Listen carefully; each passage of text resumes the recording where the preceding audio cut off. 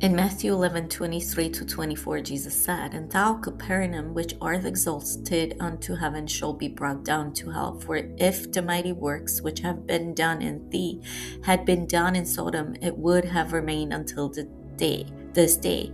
But I say unto you that it shall be more tolerable for the land of Sodom in the day of judgment than for thee.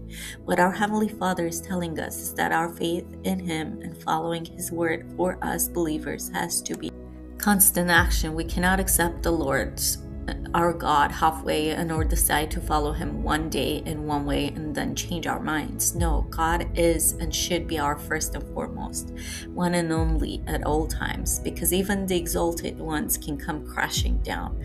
We see that in the example of Saul, then temporarily in the life of David, who sins at one point, and so on.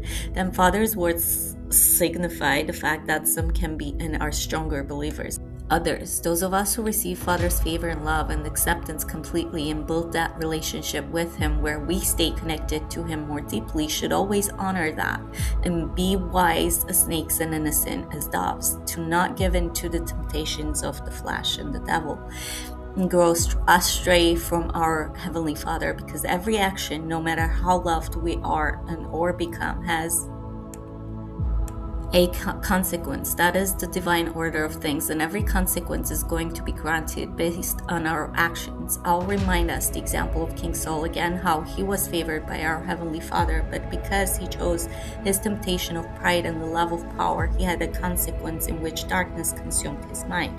As Jesus says in the passage that during the judgment day, Capernaum should have a harsher judgment than Sodom, it signifies the amount and the magnitude of the sin that Capernaum engaged in compared to Sodom, and that therefore the consequence would be harsher for Capernaum.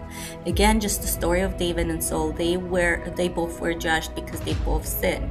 Saul lost his mental health and David lost his child as a consequence, because David actually repented and asked God for forgiveness. He then was healed and exalted, where Saul was not able to let go of the sin of love for power and fame, and so was judged according to his choices.